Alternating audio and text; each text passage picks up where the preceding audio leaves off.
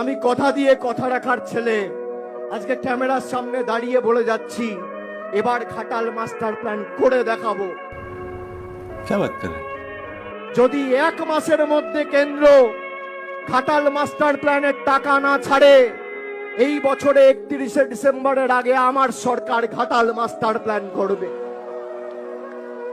মমতা বন্দ্যোপাধ্যায় আরামবাগ থেকে দেবকে পাশে নিয়ে ঘোষণা করে যে 1 মাস সময় দিলাম, যদি এপ্রিলের মধ্যে নির্বাচন ঘোষণা হওয়ার আগে বা এপ্রিলের 30 তারিখের মধ্যে কেন্দ্র সরকারের তরফ থেকে কোনো সদুত্তর না পাই, তাহলে কারোর দয়া দাক্ষিণ্যে আমরা বেঁচে নেই।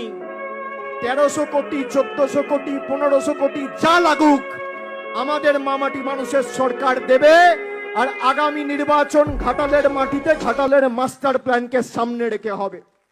एकदम इन्होंने वक्त बदल दिया, जज्बात बदल दिए, जिंदगी बदल दी। ओ भाई मारो मुझे, मारो मारो मुझे, मारो मारो। नहीं ये मजाक हो रहा है, 1 सेकंड यार, मजाक हो रहा है। नहीं আমি আমার পদ না পেলে অম্বল হবে এরকম ধরনের মানুষ নয়।